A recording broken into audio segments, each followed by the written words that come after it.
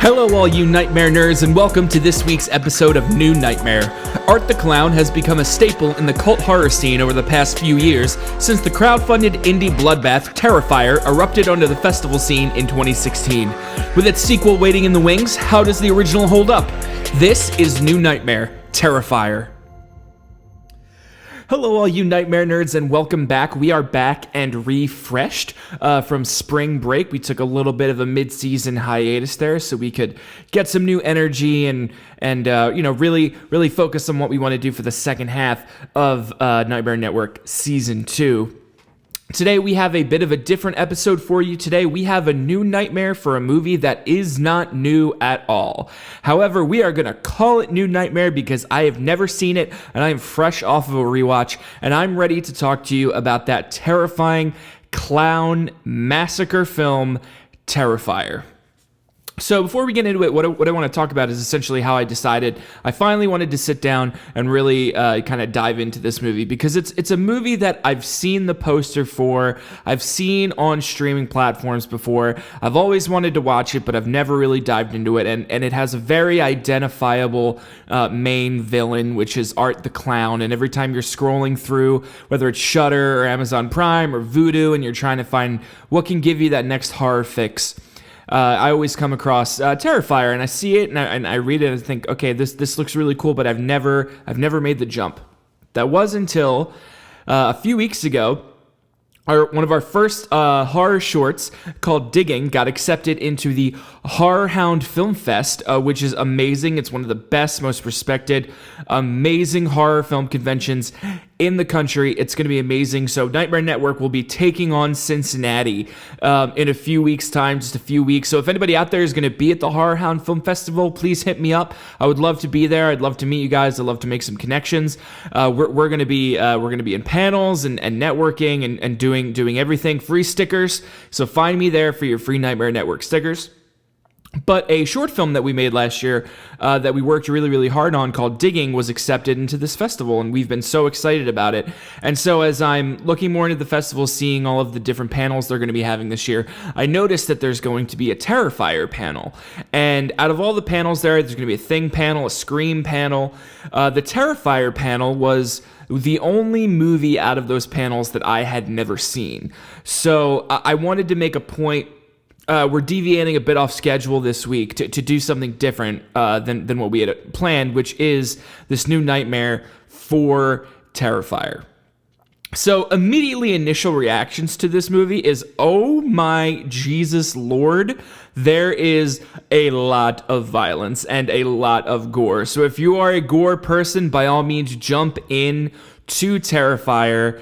It really satisfies all those gory people's needs. But for me, I thought it was cool because though I do love all kinds of horror, this type of horror film is not one that I particularly gravitate to a bunch. I think as I've kind of, I think I kind of go down like two paths with horror. It's like I really enjoy, I guess what we would call like the art house horror movie, right? So, and if you've listened to this podcast too, you know that I'm really about solid story structure and script. Like I'm a very much a story nerd, and this movie's very different and not very like that. So for me, it's either almost like highbrow horror or found footage horror movies / Tremors. That's my two mini, like, not that found footage and Tremors are the same thing, but Tremors has its own little like happy-go-lucky place. But so this isn't the kind of movie I tend to gravitate to, which is like a violent slasher kind of pulp movie. But watching it, I really, really enjoyed it because it was so different than what and sometimes I think this is kind of a lesson for everybody, I guess. Come to Nightmare Network to learn life lessons.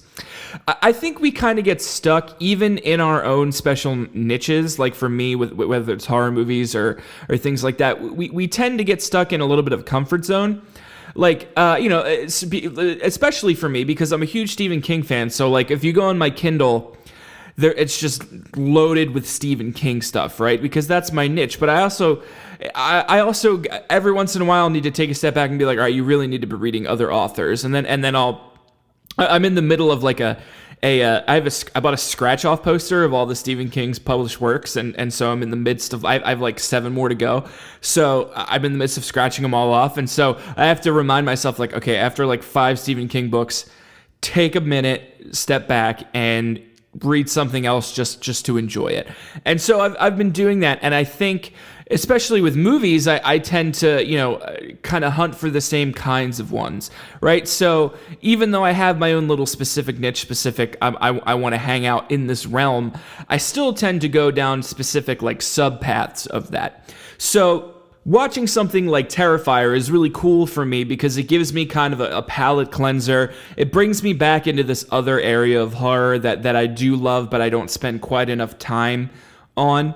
And so initially, my initial reactions were positive, but there are certain things about it that it is kind of difficult to get through at the end because it turns into kind of a free-for-all, which is cool for other people, but for me, I'm nitpicky about story structure that when this movie kind of goes off the rails, which is its strength, it becomes a lot for me, but we'll get into that down the road. So the first thing I want to talk about immediately is Art the Clown, which has become something very identifiable towards this IP, towards Terrifier, and so popular, in fact, that it's become a cult classic. It's a micro-budget movie that's become a cult classic. It was I believe it was crowdsourced through Indiegogo, if I'm not mistaken, and based on previous shorts that Damien Leone, the director, made. So he's become kind of this cult icon, this Art the Clown, and to me, he is so terrifying because of, number one, obviously costume design, but number two, the performance by David Howard Thornton, the actor that plays Art the Clown, who will be at Horror Hound. So I'm very excited. Hopefully I get a chance to meet him. But so I was reading a little bit up about this before I started talking, and apparently he won the audition over the original person who played Art the Clown because of his he auditioned by doing a murder as a mime. And so they loved that idea, and they brought this mime aspect to Art the Clown, and the way that it comes off is absolutely terrifying. There are so many great. I'm not a huge advocate of jump scares, and if you listen to the last podcast, I think jump scares is kind of what ruined It Chapter 2 for me. But some of the jump scares in this film are like top-notch jump scares. Both through like camera manipulation and as well as just the performance of the actors. The one that immediately comes to mind is it's a scene where Tara is trying to escape from the apartment building very kind of early on in the movie, and she turns around, the camera does a reverse shot to what she's looking at, and it's just Art standing there, so like frozen still.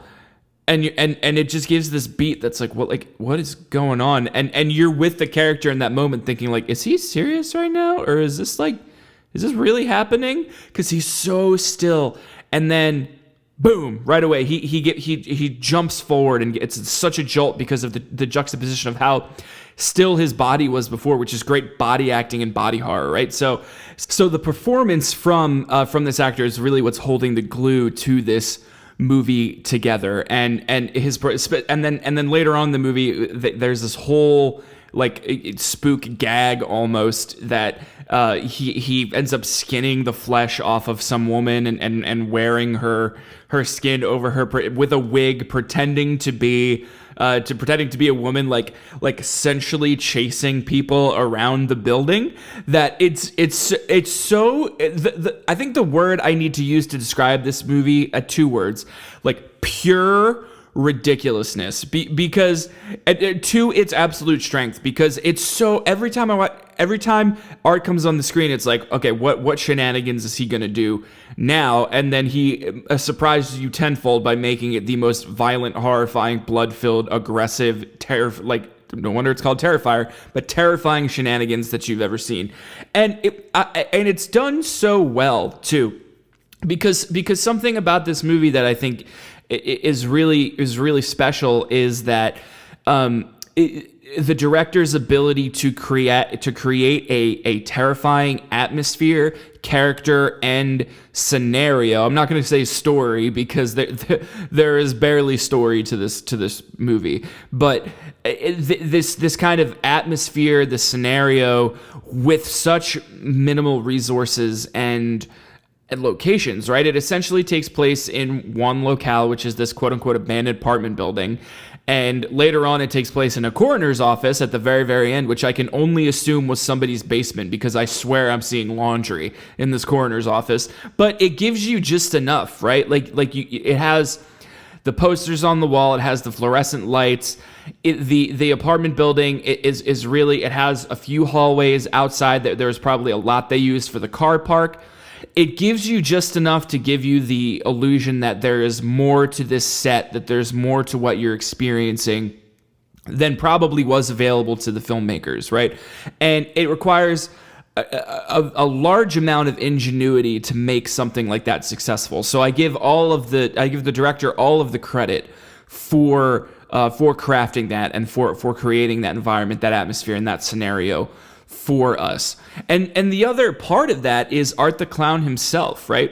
And so if you're anything like me, we're out here making shorts. We're trying to make something engaging, professional, and something that's going to take off while also operating within the confines of the budgetary restrictions that we have. Contrary to popular belief, I'm not doing this for cash, people. I'm doing this for fun and for the love of horror and just my desire to create something. And my hope that one day that someone will see something I make and that I could make something like Terrifier, right? That gets some sort of release, that gets some sort of a distribution backing, right? Like that's always the goal. And that's something that we push ourselves towards. So when I make movies based on my, I kind of make a list first of like, what can I do? What can I do? What restrictions do I have? And Art the Clown to me is an actual representation of doing a lot with a little. All he really has is a black and white. It's not even color, right? It's a black and white clown costume, which probably helps its case, right? Because those reds, that blood that we know, because it's this kind of slasher, hacker, bloody, violent gore movie, are gonna pop really well on that black and white, right? So that's something that works towards the film that makes it better.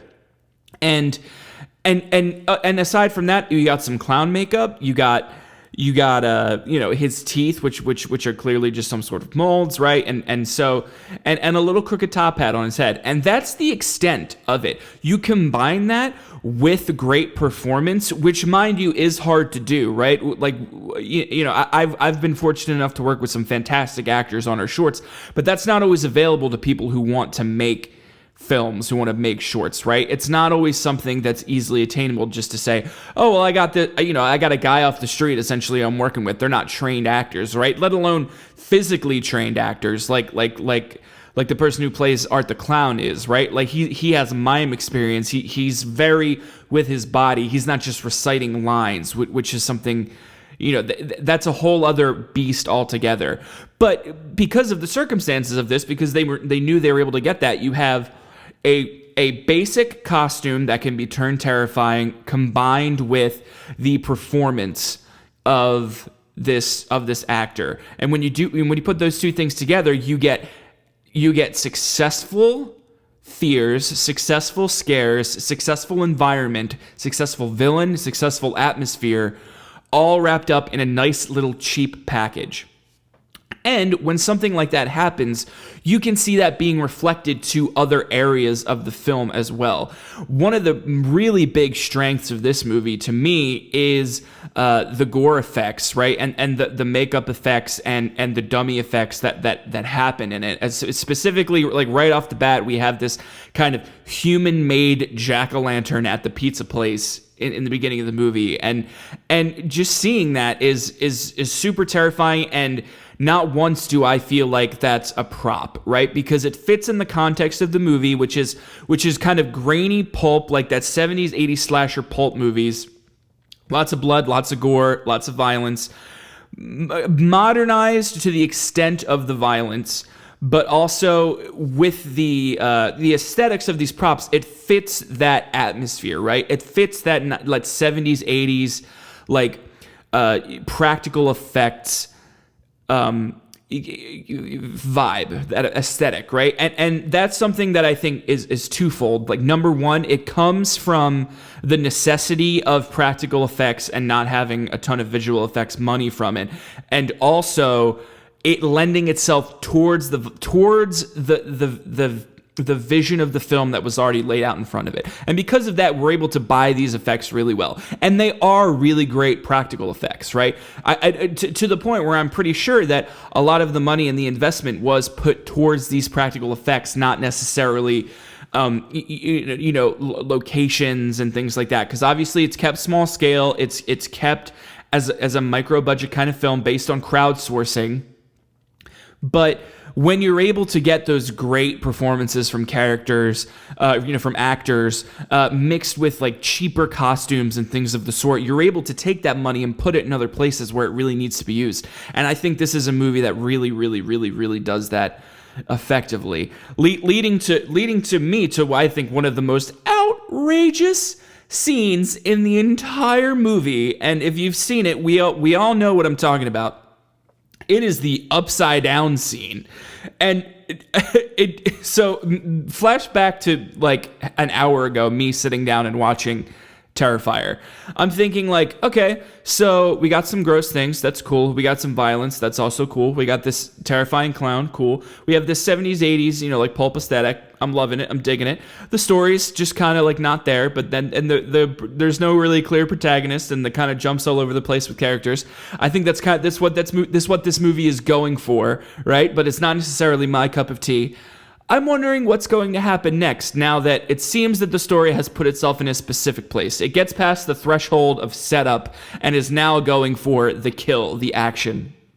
And I feel like I'm in the seat with Tara while she's tied up to the chair, because I'm with her in there. I'm seeing this clown. He's got his saw to my throat. I'm like, he's not. There's a curtain over there. He's not going to cut my throat. There's clearly something behind the curtain that he wants me to see.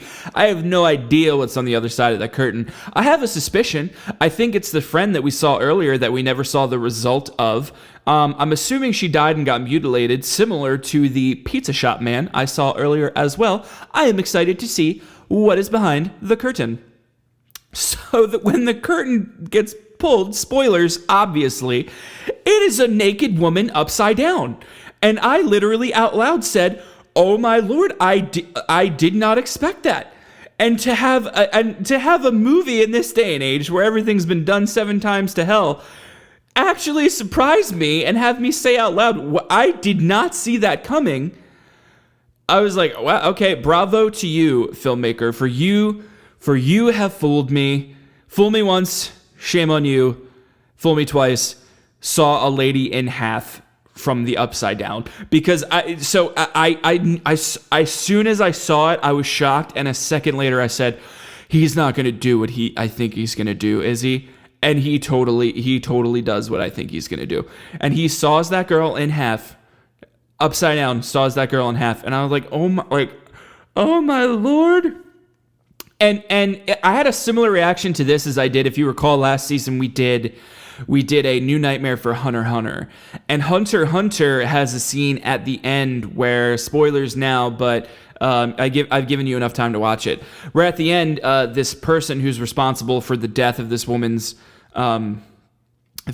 husband and daughter, she ends up knocking him out, hangs him up in their like I'm sure there's a word for it, but I'm gonna butcher it by giving it an over exaggerated description. They're like deer hanging up and butchering room for when they hunt. And ends up skinning his face and skinning him alive, and his entire person is skinned. And I'm over here thinking like this is intense because of the way it's relating to the story. And I like, they're not going to show it, obviously. It's going to be implied. And then the camera swings around on a slider and comes around, and you see all of it. And I had the same reaction to this scene of this girl getting sawed in half while she's upside down. And I was like, okay, there's no way they're actually going to show this. And then they showed the entire thing. And it didn't look bad at all. I'm still waiting for the micro budget of this movie to really become like evident, aside from things I'm already aware of because I make movie. Like I've made shorts, which is like minimal locations, things like that. So I'm waiting for that to come out. And it's really not. And it's such a tribute to the craftsmanship of the makeup artists, of the filmmakers, of everybody involved, the actors for allowing themselves to carry the film, to make those scares and allowing, not elaborate over the top costumes or things like that and money to be put elsewhere. And I think it's a great tribute to this movie and that they do a really great job of it. That being said, the movie does suffer from a few shortcomings in terms of story and I guess content. So at my very core, I find this to be a subtextless film that's all about kind of murder and violence and the experience, like the slasher experience, the nostalgia of like these, like they said, these pulpy kind of 70s and 80s slasher movies when they started to get kind of over the deep end violent. And but there is a part of me that is like, well, okay, most of these are women getting slaughtered by this male clown, and a lot of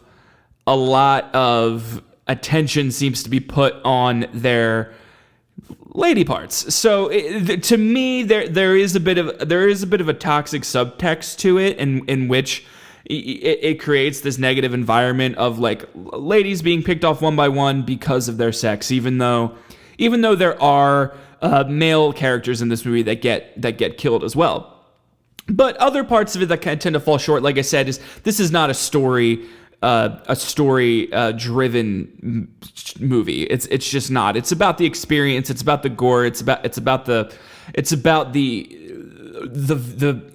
visuals, right? And so at the end, when there's characters being introduced in the last third, I guess you could call it third act that weren't there before, just for the sake of getting the body count up, or there's, random strangers that live in this building that have dolls for babies for some reason, and just to exist to get the body count up and provide these really weird kind of wiggy scares and stuff.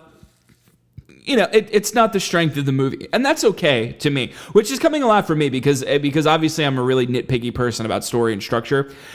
I think this movie was a nice kind of refreshing palate cleanser for me because it got me to kind of step back and say, like, okay, like horror doesn't have to serve my specific needs all of the time, right? That like there can be other types of horror that I can still love and experience, whether they're not my favorite types, right? And I think that's important as well.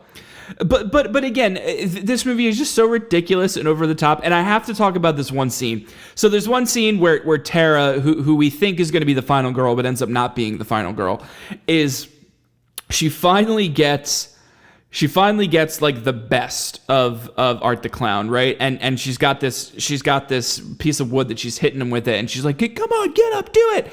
And there's at least 75 parts in this movie where they like almost mortally wound him, but then don't. And they're like, we got him. He's on the better run away. When there's so many of those types of moments where dude, just double tap, man. Just get him the final hit. And it doesn't happen. But there's this part where she's getting ready to do the final hit, and I'm over here like, this movie is gonna end 30 minutes early, and she's gonna double tap him right now. And you're like, okay, here it comes. And he pulls a gun out of his ankle and shoots her. And to me, it's such a wild thing to see and such a wild reaction that I was like, what? Like, it was the equivalent of, at that point, watching Michael Myers or Freddy Krueger or Jason whip out a gun and start shooting people. Like, it was so out of left field, and it was like nothing I'd ever seen before in this type of movie, and I thought it was so wild. And for a moment, I really wanted like an Art the Clown, John Wick like second half of this movie where he's just like doing gunjitsu all over the place because apparently that's something that he has now allowed himself to do. And I thought that was absolutely wild. So overall, I definitely would recommend this movie, especially if you are of the gore, the like over the top violence type of horror movie, which I know you guys are out there. And for me, it was really nice to kind of step away from my, cerebral kind of heady stuff that I really do enjoy and go into something that's really purely about the experience, the pulpiness, the violence, the over the topness. And it was a really, really cool watch, really fun. I'm very excited to get to Horror Hound within the next few weeks and hopefully meet some of the actors and go on that panel. And now I'll finally know, what this movie is that this panel is all about. And I believe also Terrifier 2 coming fall 2022. So that should be exciting as well. So if you like this one, please like and subscribe. Let me know how you guys feel about Terrifier, if there's any other new or old movies that I haven't seen that you would like me to talk about on this podcast. But I hope you enjoyed this one. Thanks for tuning in to the first new nightmare of this season, and we will scare you later. Thanks for tuning in to Season 2 of Nightmare Network. Remember to like and subscribe and follow us on our Instagram, Facebook, and Twitter for updates regarding all things terrifying. Is there a movie or TV series you want us to talk about on our podcast? DM us and let us know. Remember, here at Nightmare Network, you share your scares.